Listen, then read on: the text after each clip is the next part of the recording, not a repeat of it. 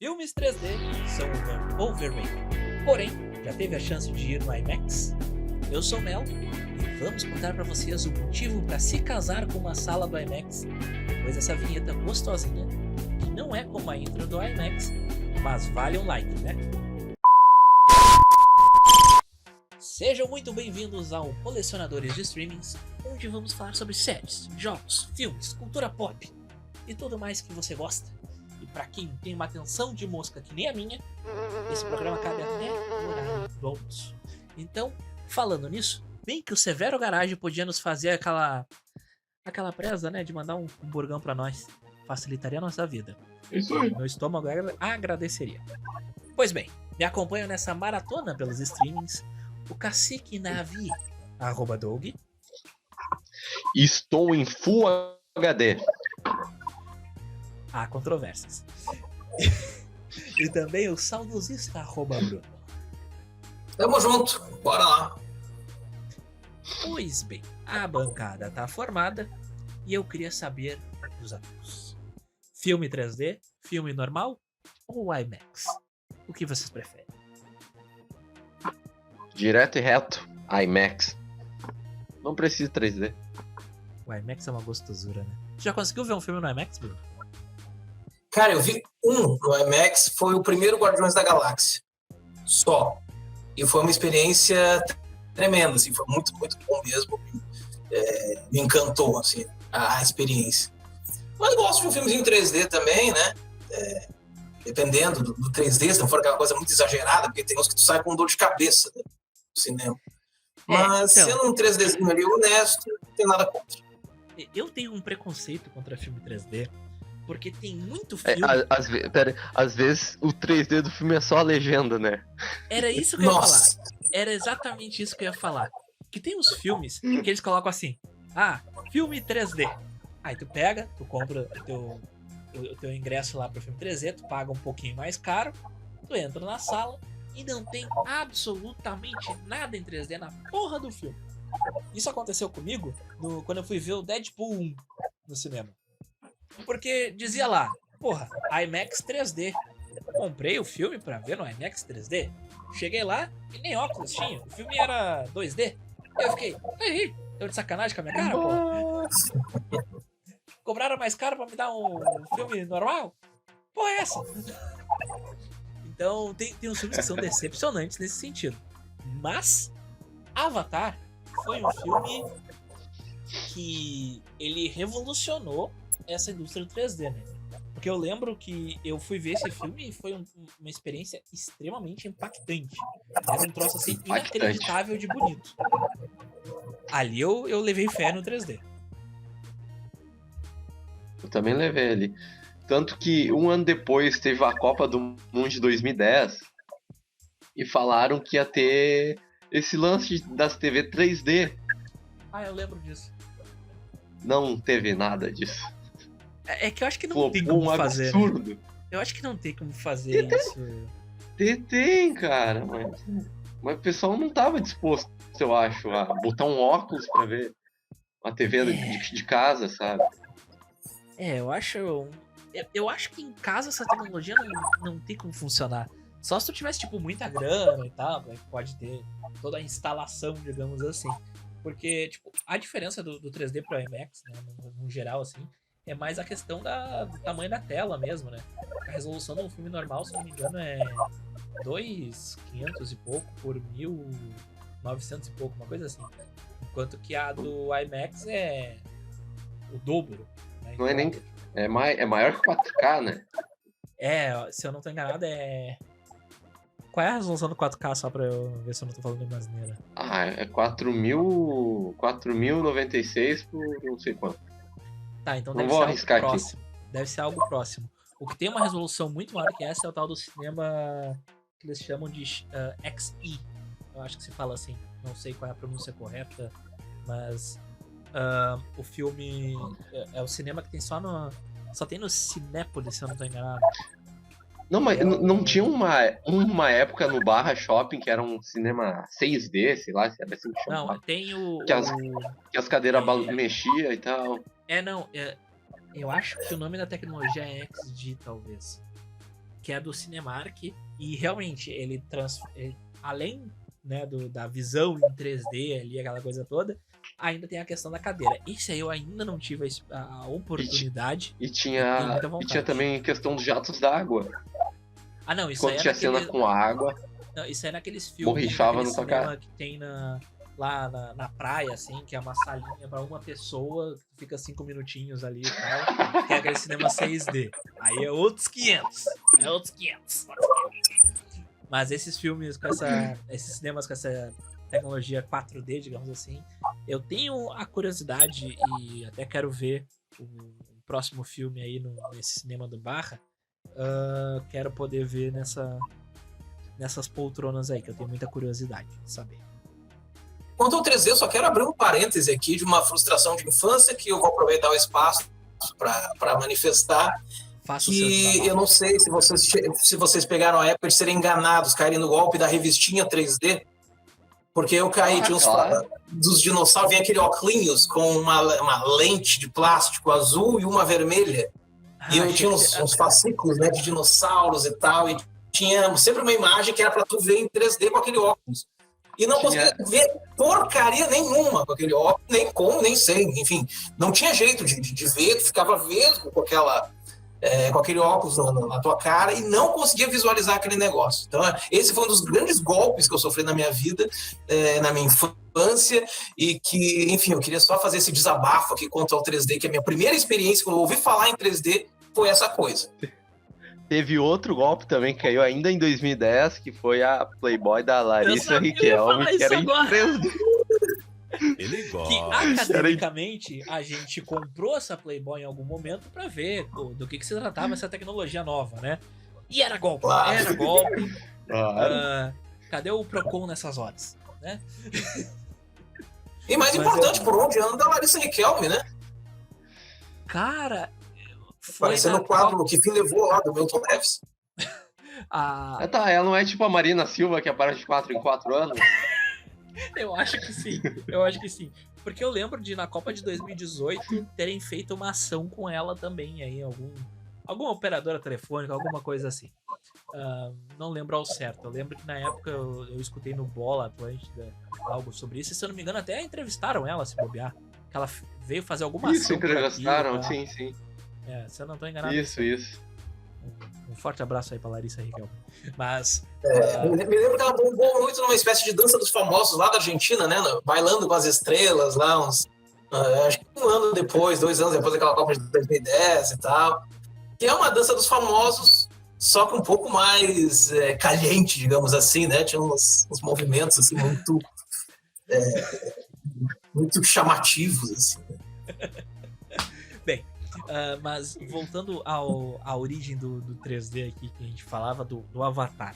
Eu confesso que eu vi o Avatar lá no seu lançamento, que foi, sei lá, 2009 aquilo? 2010? 2009? 2009. E eu fiquei muito impactado e tudo. Quando saiu o DVD, eu fui lá e comprei o DVD, junto com outros 6 DVDs que saíram por R$10. E assisti em casa também. E lembro de ter sido um filme bom, gostei também de ver. E depois eu nunca mais vi. E recentemente eu pensei, vou ver o filme. Só que daí tiraram do streaming pra promover novamente no cinema e tentar bater o ultimato lá na bilheteria. Fiquei chateado e não vi o filme. E se eu for ver agora, eu vou baixar ele, pirata. Porque eu achei um absurdo isso. Relançar o filme depois de 10 anos só pra aumentar a bilheteria. Uma sacanagem sem fim. Uma puta falta de sacanagem. Entendeu? Aquela menina lá na fila do show do Restart. Referências antigas. Procure. Busque conhecimento no YouTube. E eu não lembrava muito bem assim da história. Mas pelo que eu me lembro, e pelo que eu dei uma lida para o episódio, é aquela coisa. Tem um planeta lá que tem alguma coisa que a raça humana quer. Se instala lá com uma tecnologia avançadíssima, aquela coisa toda. E vai roubar a riqueza lá dos nativos, né? E aí, em determinado momento, rola do povo nativo conquistar com seu carisma um dos protagonistas. Os protagonistas rebelam contra a raça humana e aí tenta aquela tentativa de união. Posso estar enganado, mas é um roteiro meio clichê desse tipo de filme. É meio que um Pocahontas com Smurfs, né? Eu gostei. Eu gostei dessa analogia. Perfeito. Então agora a gente já tem o nosso parâmetro. O Avatar é a Pocahontas com os Smurfs. Só que tem um fato curioso, que o filme levou quase 15 anos pra sair do papel, né? Que é um troço Caraca. absurdo, né? E eu tava lendo e a grande justificativa por trás disso é porque o James Cameron não estava satisfeito com o roteiro. Então, haja Justo. perfeccionismo, né? Porque Haja o que hajar. é um troço assim inacreditável tu ficar quase 15 anos pra acertar um roteiro. Convenhamos? A expectativa tá lá no alto. Esse episódio ele sai antes, se eu não tô enganado, ou um pouquinho depois, talvez, da estreia do filme, que é 15 de dezembro. Então, Porém. eu acho que ele sai um pouquinho depois da estreia. Evidentemente, enquanto estamos gravando, a gente não viu o filme ainda. Então, possivelmente você vai ver algum vídeo no nosso TikTok falando sobre isso. Inclusive, nos segue lá, @TikTokFreecast. Também aproveitando o ensejo, já nos siga lá no @InstaFreecast no Instagram. Nos manda um e-mail com alguma historinha sua ou com uma experiência frustrada com 3D lá no e-mail do Freecast, @gmail.com. E, mais importante do que isso, nos segue, se inscreve e dá like nesse vídeo, compartilha com os amigos. É de graça, não te custa um centavinho. Nos ajuda. Mas voltando ao Avatar 2... Voltando, eu queria falar dos 15 anos. Eu acho que ele fez certo esperar os 15 anos. Porque 15 anos antes não teria tecnologia pra fazer o filme em 3D. E o filme, só pela história, ele não ia sustentar. Porque a história é bobinha. eu acho que tu tem um ponto aí importante. Não sei se vocês tiveram a oportunidade de ver esse Top Gun Maverick. Chegaram a ver esse filme? Não vi. Mas que vexame de vocês. Que vexame! Porque, assim, é um filme que ele também vai nessa levada. Que por que fizeram uma sequência de Top Gun 30 anos depois? O Melo, tá muito travado o teu. Não dá pra entender. Vamos de novo. Tá me ouvindo? Sim. Agora sim. Onde é que vocês ouviram por último? Quando tu perguntou do Maverick. Tá. Então eu vou perguntar novamente. Vocês tiveram a oportunidade de ver Top Gun Maverick? Não. Mas que vexame. Porque assim, esse filme ele cai no mesmo argumento do Doug aí pro Avatar, de que por que fazer um filme 30 anos depois, uma sequência dele? Não fazia muito sentido, né? Mas quando tu vai analisar a maneira como foi feito o filme, o filme ele tem as cenas que são dentro dos jatos são reais, tipo, são os atores pilotando de dentro dos jatos e se filmando ali com as câmeras pequenininhas e tudo mais, que é uma tecnologia que temos hoje em dia apenas, né? Então, todo o treinamento que o elenco acabou participando e tudo mais, passaram meses treinando com a aeronáutica e tudo, transforma o filme de uma maneira muito mais interessante, porque realmente, quando tu vê aqueles takes de dentro do jato, aquilo realmente estava acontecendo. Não tem um CGIzinho ali. E nessa hora o fã da Marvel chega a chorar porque ele vê, né? Mas isso é um papo para outro episódio. A gente pode só descer a lenha no CGI. Então, por causa da tecnologia que temos hoje e do perfeccionismo do Tom Cruise, acabou ficando um filme fenomenal. Eu assisti esse filme no cinema e eu já falei em episódios anteriores que eu nunca assisti o Top Gun 1 nem o Top Gun 2. Errou!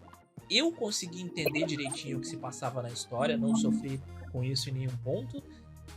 E o filme me deixou ansioso por mais. Então eu vou ver o Top Gun 1 e o Top Gun 2 por causa do Top Gun 3, porque é muito bom e impactante. Então eu achei um troço fora da curva.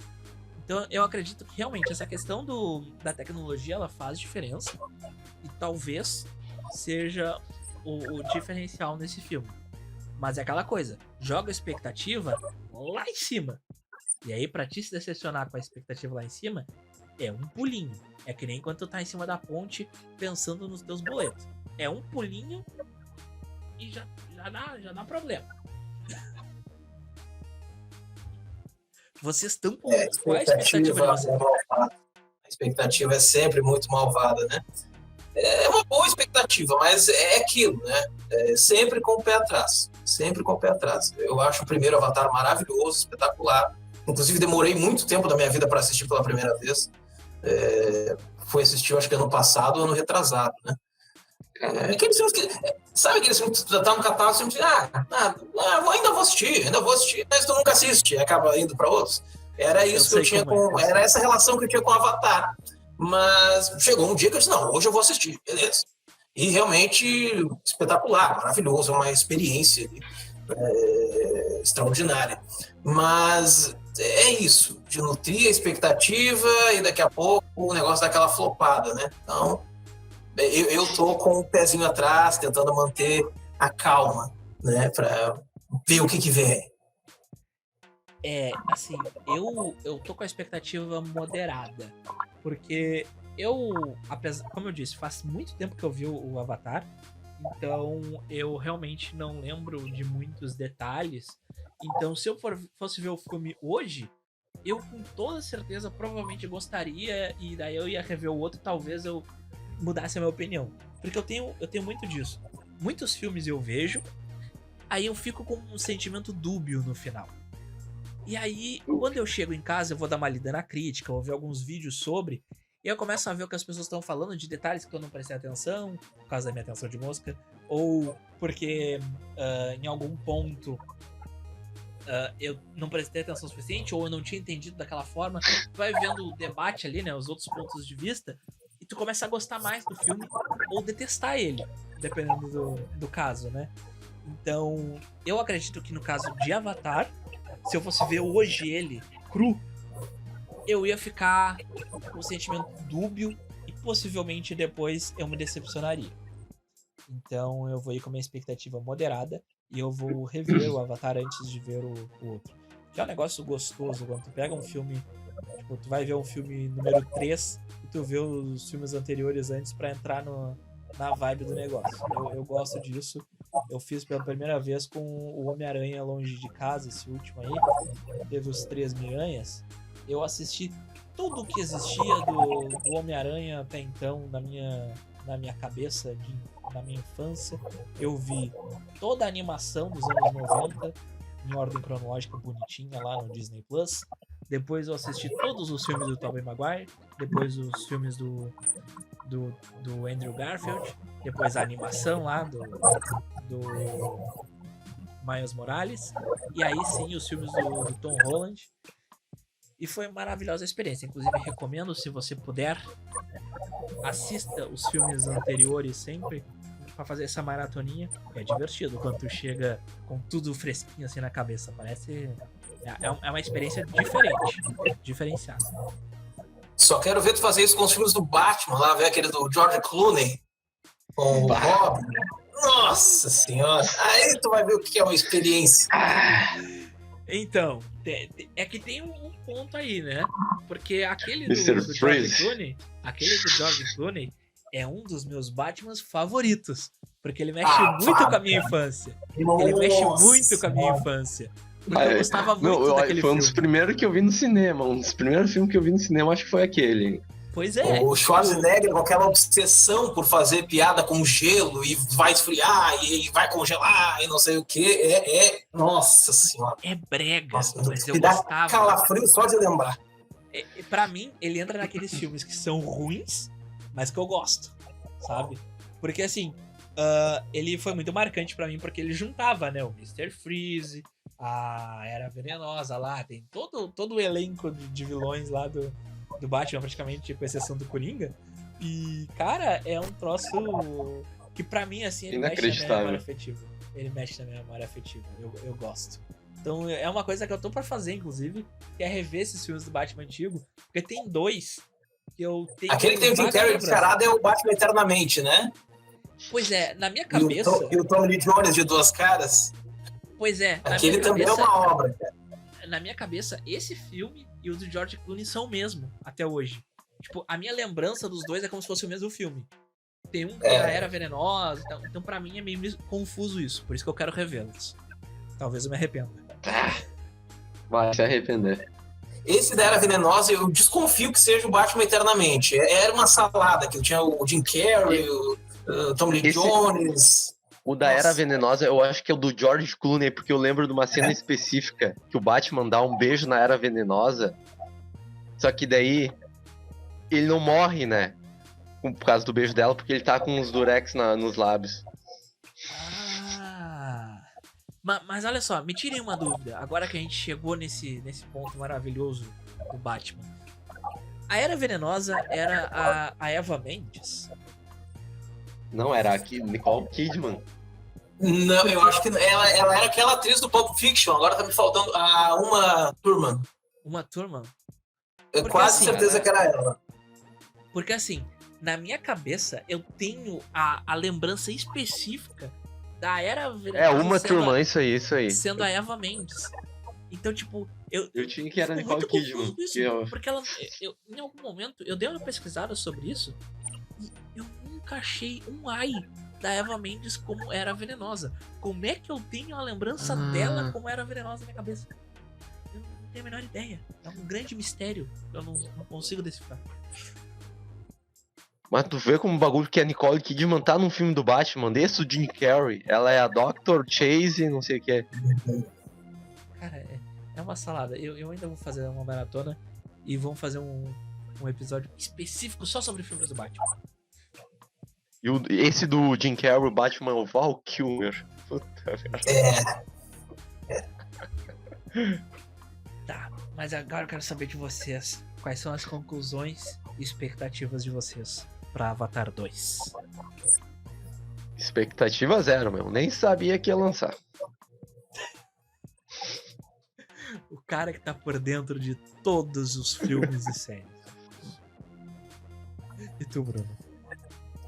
Mesmo espírito com o qual eu vou ver qualquer jogo do Inter no final de final de campeonato, quando há, né? Esperando muito pouco, esperando pior, se vier alguma coisa melhor.